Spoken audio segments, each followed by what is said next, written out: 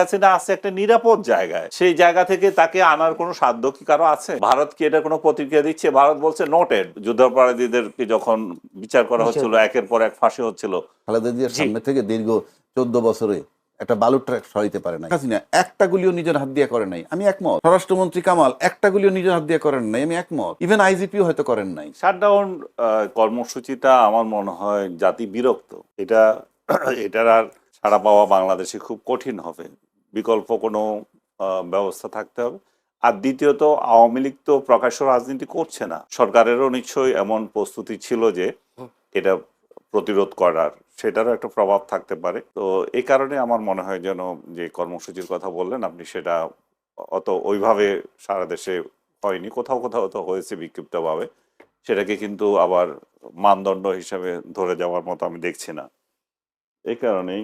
আর আপনি যে বলছেন এটা, আপনার পরের কোয়েশ্চেনটা কি ছিল? একই প্রশ্ন যে আমরা দেখেছি 13 নভেম্বর যখন ঘোষণার কথা আসে, রায়ের তারিখ ঘোষণা, তার আগে থেকে আমরা দেখেছি শাটডাউন হয়েছে, একেবারে হয়নি এমন না। রাস্তায় ঘাটে গাড়ি কম ছিল, যানবাহন কম ছিল, বিক্ষিপ্ত বিচ্ছিন্নভাবে ককটেল বিস্ফোরণ, বাসে আগুন দেওয়ার ঘটনা ঘটেছে। কিন্তু 17 নভেম্বর রায়ের পর আমরা দেখলাম না আওয়ামী লীগের নেতা কর্মীদের কোনো কর্মসূচি বা কোনো উপস্থিতি দেখলাম না। 17 তারিখ যেটা, ওই 13 তারিখ যেটা ছিল, সেটা হচ্ছে তারা সারা দেশ থেকে আহ্বান করেছে ঢাকায় আসার জন্য। এখন তো তারা আহ্বান করেনি যে ঢাকায় আসো এবং এই আন্দোলন করো। আমার যতদূর ধারণা, তারা ঢাকায় যারা এসেছিল তারা চলে গেছে, আর অনেকের তো গ্রেফতারও করেছে, ওই দিনের কর্মসূচিতে অনেকে গ্রেফতার করেছে। তো এমন অবস্থায় তাদের নেতা কর্মীরা তো বেশিরভাগই পলাতক অবস্থায় আছে, এই অবস্থায় তারা আর কি করবে?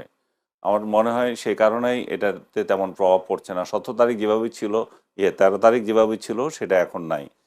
আর কালকে তো কিছুটা সরকার নিজেই করেছে মনে হয়, এবং 13 তারিখও সরকারই করেছে, সরকারের দলেরই অধিকাংশ লোকজন, মানে সরকার সমর্থকরাই অধিকাংশ রাজপথে ছিল। তো সরকার হয়তো বুঝেছে যে সরকার আসলে আমরা কেন সবল করে দেব। তারপরও 32 নম্বর আক্রমণ করতে গিয়ে যে কাহিনী ঘটেছে, যে রাত, মানে সেই রাত পর্যন্ত যে সংঘর্ষ সেই প্রসঙ্গটা নিয়ে আসবো আনিস আলমগীর। আমি তবে আরেকটা প্রশ্ন আপনার সাথে করতে চাই, সেটা হলো নেতাকর্মীদের মনে কি এই অবজারভেশন এসেছে কিনা যে যারা বিদেশে পালিয়ে গেছে তারা খুব আরামে আছে, আয়েসে আছে, কিন্তু আমরা আন্দোলন করতে গিয়ে কেন আমরা জেলের ঘানি টানবো, সেই কারণেই কিনা আবার রাস্তায় নামছে না, এরকম নাকি বিষয়টা? কোন আমার মনে হয় না, কারণ যারা রাজনীতি করে এরা অধিকাংশই অন্ধ ধরনের থাকে। সেই উপলব্ধি যদি আসলে তো ভালো। ভাই, আপনারা একটা আন্দোলন কর্মসূচি দিয়ে দেশের বাইরে বসে আছেন আরামে, আর আমরা এখানে আন্দোলন করবো, আমরা জেলে যাব, আমরা কেন এই দায়িত্ব নিতে যাব? এটা যদি হয়ে থাকে, সব রাজনৈতিক দলের নেতাকর্মীদের যদি এরকম একটা শুভবুদ্ধি থাকে, তাহলে তো ভালো। কিন্তু আমাদের রাজনৈতিক কর্মীগুলো তো তা না, এগুলা অন্ধ জঙ্গি আচরণ করে, কোনো বিবেক বোধ বুদ্ধি ছাড়া ওরা একজনের পক্ষে নামে, সেখানে ন্যায় অন্যায় কি তারা দেখে না। এটা তো আমাদের দীর্ঘদিন থেকে দেখে এসেছি।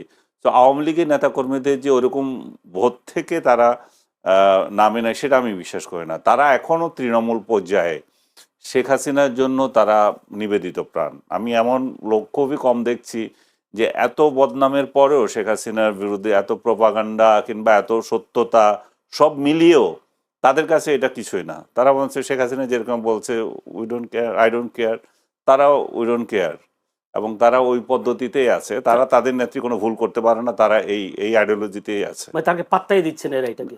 কালকে থেকেও তো দেখছি আমি কোনো পাত্তা নেই। আমার মনে হচ্ছে বাংলাদেশের ইতিহাসে প্রথম একটা রায় হলো যেখানে যারা এই রায়, যে যারা বিবাদী, হ্যাঁ, তারাও হেভি খুশি রায়ে, আর বাদী পক্ষ যারা, তারাও খুশি। তারা তো অবভিয়াসলি তাদের খুশি হওয়ার বিষয় আছে। বিবাদী পক্ষ নারাজ না, বিবাদী পক্ষ বলছে যে উই ডোন্ট কেয়ার। এবং তারপরে আর কে আছে, আর বাকি যারা আছে, রাষ্ট্রপক্ষের বিবাদী ছিল একজন। হ্যাঁ, তো এই দুই পক্ষই দেখি যে তাদের কারো কিছু আসে যায় না। নারাজ বলেছেন যে যদি এই রায়ে তিনি নারাজ, কিন্তু আমি যেটা বলতে চাচ্ছিলাম যে বাদী পক্ষ তো অবশ্যই খুশি হবে, তারা জিতেছে, তাদের পক্ষে রায় এসেছে। এবং বিবাদী পক্ষ যিনি আছেন, যার কথা বলতেছিলেন আপনি, আমির হোসেন, উনিও মানে হেসে হেসে মানে বক্তব্য দিচ্ছিলেন। হেসে হেসে বক্তব্য দিচ্ছিলেন, তার মানে হচ্ছে যে ওনারও কোনো দুঃখ নেই। আমি বলছি যে ইয়েদের কথা, আওয়ামী সমর্থকদের কথা, তারাও এই যে তাদের নেত্রীর যে মৃত্যুদণ্ড হলো তাতে তাদের কোনো বোধোদয় না, তাতে কিছু আসেই যায় না। তারা জানে এটা একটা পার্সিক্যাল, তাদের দৃষ্টিতে এটা একটা পার্সিক্যাল রায়, এটা শেখ হাসিনা যখন ফেরত আসবে, যখন ক্ষমতা বদল হবে, তখন এগুলো চলে যাবে। যে বিষয়টা নিয়ে আপনার কাছে আসবে, একটু যেতে চাই আমি আবু হেনা রাজ্জাকি। আবু হেনা রাজ্জাকি, আমরা, আপনার নিশ্চয়ই মনে আছে 2013 সালে জামায়াত নেতা দেলোয়ার হোসেন সাঈদের ফাঁসির রায়ের সময় আমরা দেখেছি রাস্তা অবরোধ, গাছ কেটে একেবারে বিচ্ছিন্ন করে দেওয়া। বিশেষ করে যদি আমি চট্টগ্রাম কক্সবাজারের কথা বলি, সাতক্ষীরার কথা বলি, সেখানে এই ফাঁসির রায়ের পরে যে বিক্ষোভ, সে বিক্ষোভে প্রায় জামাত দাবি করে 200 মানুষ তারা মারা গেছে, যদিও অনেকে বলছেন শতাধিক মানুষ মারা গেছেন। মারা গেছে মারা মানে গেছে মারা গেছে মানে কি, মারছে নাকি মারা গেছে আন্দোলনে, মিছিলে, পুলিশের গুলিতে, যেভাবে হোক মারা গেছেন তারা বলছেন। কিন্তু এই দেশের একটা বৃহৎ দলের একজন প্রধান, তার ফাঁসির রায়ে কোনো প্রতিক্রিয়া দেখছেন না, এটা কিভাবে হয়? মানে একটা রাজনীতিতে এটার কোনো প্রভাব পড়ছে নাকি আসলে প্রভাব পড়ে নাই? আসলে রাজনীতির প্রভাবটা আমরা একটু পরে আসি। রাজনীতির ভিতরে তো অবশ্যই এটার প্রভাব পড়বে। আর যে জননেত্রী বলেন ওনাকে, শেখ হাসিনা, মাননীয় প্রধানমন্ত্রী, সাবেক প্রধানমন্ত্রী, এগুলো আমরা বললে আবার অনেকে কমেন্ট করে সাবেক প্রধানমন্ত্রী বলেন কেন। ইনফ্যাক্ট আমি শ্রদ্ধা থেকে কাউকে ইয়ে করতে চাই উনি না। তো প্রধানমন্ত্রী ছিলেন। প্রধানমন্ত্রী ছিলেন, উনি বঙ্গবন্ধুর কন্যা, উনি এটুক সম্মান পাবেন। বেগম খালেদা জিয়ার আমি খালেদা খালেদা বলতেও রাজি না, এটা ঠিক আছে। কিন্তু প্রশ্ন হচ্ছে যে আপনার অ্যাকশন, এটা আপনি যদি শেখ হাসিনার বেলায় আসেন, আপনি সিম্পলি দেখবেন থার্ড ল অফ নিউটন বলতে পারেন, যে every action has an equal and opposite a reaction. এবং আপনি ওই যে জামাতের যে কথাটা বললেন, ওই সময় দেলোয়ার হোসেন সাঈদীর যে রাস্তায় যে শত শত লোক নেমেছে বা হাজার হাজার লোক পরবর্তীতে নামছে, রায়ও পরিবর্তিত হয়েছে। পরবর্তীতে রায় পরিবর্তিত হয়েছে। পাশাপাশি যদি আপনি আরেকটা জিনিস চিন্তা করেন, ওই সময়ে যারা মৃত্যুদণ্ড প্রাপ্ত, তো মৃত্যুদণ্ড হয়েই গেল, কিন্তু তার ভিতরে যিনি ছিলেন সে কিন্তু সময়ের ব্যবধানে আবার অ্যাপিলেট ডিভিশন থেকে এসে খালাস পেয়ে গেলেন। তাতে একটা প্রশ্ন ন্যাচারালি এসে যায় যে তাহলে ওই বিচারগুলো কেমন ছিল। আজকে যেমন এই বিচারটা নিয়ে ক্যাঙ্গারু বিচার করা হচ্ছে, বলা হচ্ছে, কিন্তু ওই যে বিচারটা হয়েছিল ওই সময়, তার একজন আসামি কিন্তু খালাস পেয়েছেন। এবং এই খালাস পেয়েছেন যে বিচারকরা আলটিমেটলি যারা ছিলেন ওই সময়ের বিচারকরাই হয়তো আস্তে আস্তে উপর দিকে এসে অ্যাপিলেট ডিভিশনে বসছেন। এটার মানে হচ্ছে যে, মানে স্বচ্ছতা নিয়ে যদি আপনি প্রশ্ন করেন, তাহলে ওই বিচারটা নিয়ে আপনার একটা স্বচ্ছতা প্রশ্ন আনতে পারেন। কিন্তু যদি আজকের এই বিচারটা আনেন, আজকের বিচারটা কতগুলো বিষয় আছে খুব ভাইটাল।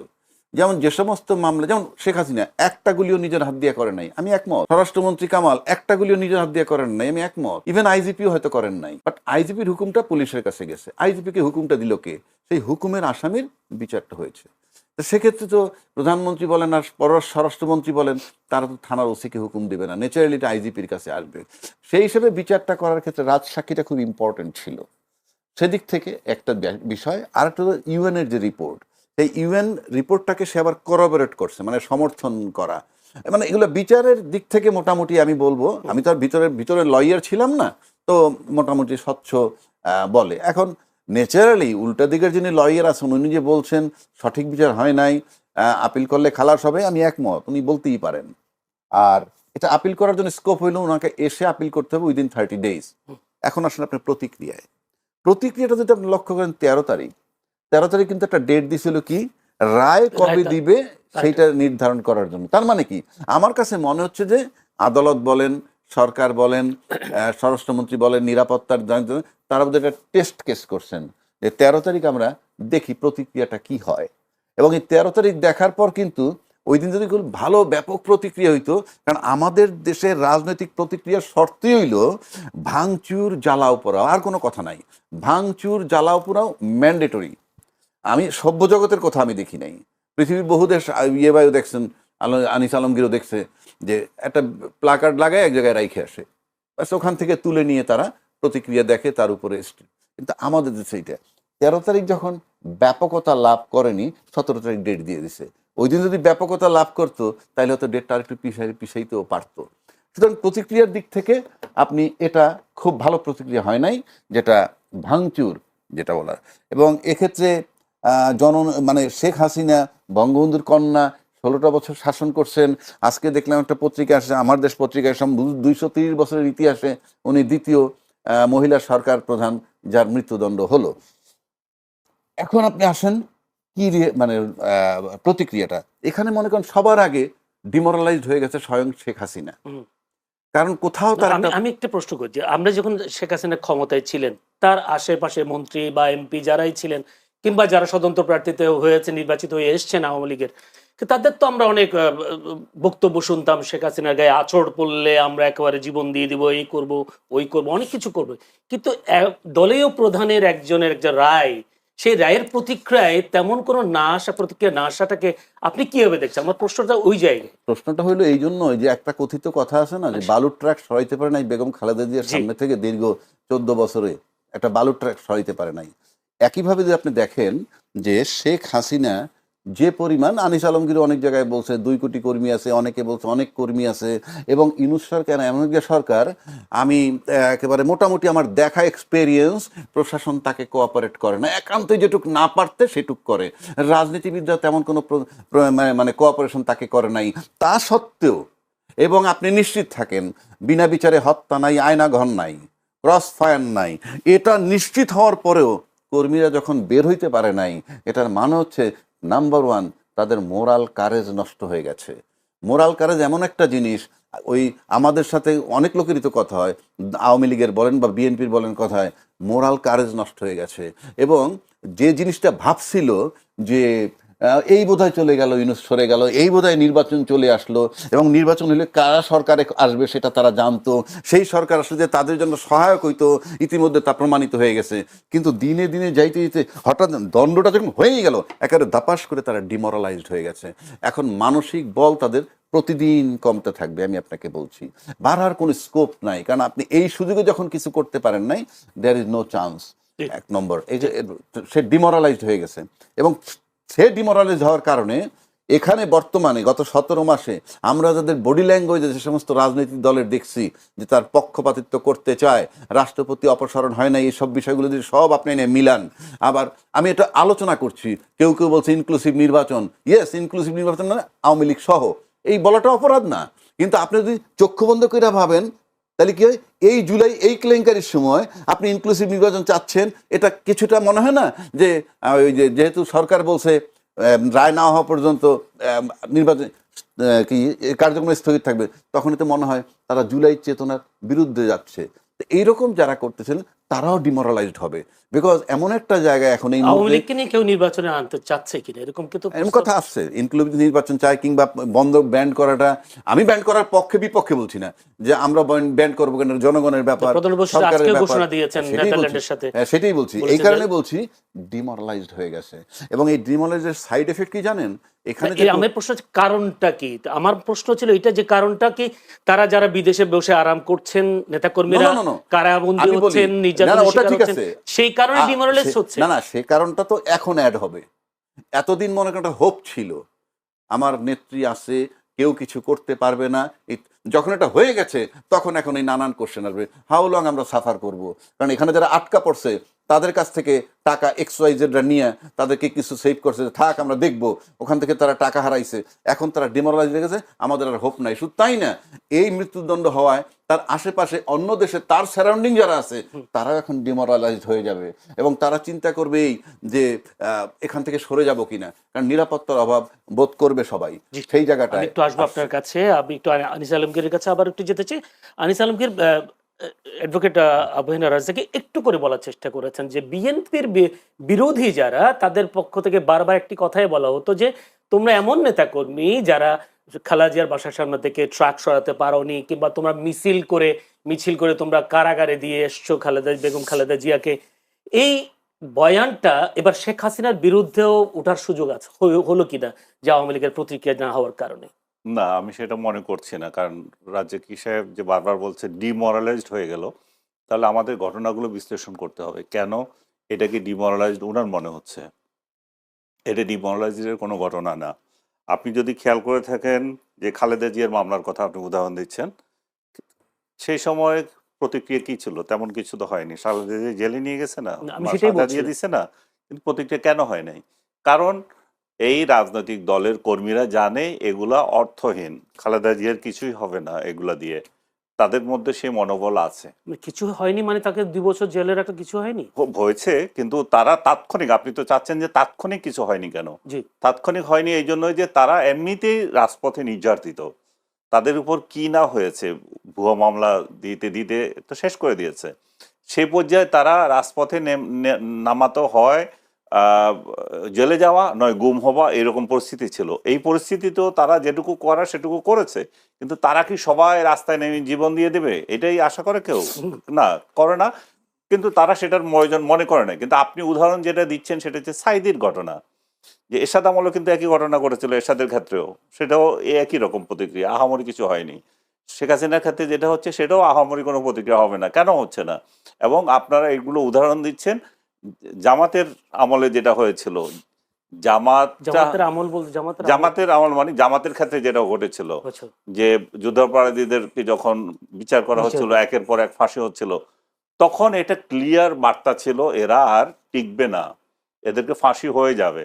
তো সেই ফাঁসি ঠেকানো একটা ঘটনা ছিল, আরেকটা ছিল সরকার পতন ঘটানো। যে মরণ কামড় দিতে চেয়েছিল। হ্যাঁ, সরকারকে মরণ কামড় দিয়ে ফেলে দেওয়া, কারণ 14 শুধু একজনের ব্যাপারে, কিন্তু না একজন না, অন্যদের ব্যাপারে এরকম মৃত্যু দেখি নাই তো আমরা। ভাই মানে কারো ফাঁসির রায়ের পরে এতগুলো মানুষের ঠিক মৃত্যু আছে, দেখি নাই। একটা ঘটনা দিয়ে তো তারা বুঝেছে যে পারবে না।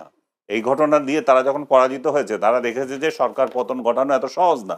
তারা যে শুধু সাইদি সাহেবকে মুক্ত করতে চেয়েছে প্রতিক্রিয়া দেখে সেটা না, তাদের আলটিমেট উদ্দেশ্য ছিল সরকার পতন ঘটানো। এবং সেটা নিজামীর ক্ষেত্রে হয়েছিল, সালাউদ্দিন কাদের চৌধুরীর ক্ষেত্রে হয়েছিল, কাশেম সাহেবের ক্ষেত্রে হয়েছিল, কোনোটা কম আন্দোলন হয় নাই। কিন্তু মূল বিষয় দাঁড়িয়েছিল যে তেরোর যেটা হয়েছিল সেটা অন্যদের মাত্র ছিল না, কারণ এটা দুইটা একযোগে যোগ হয়েছে।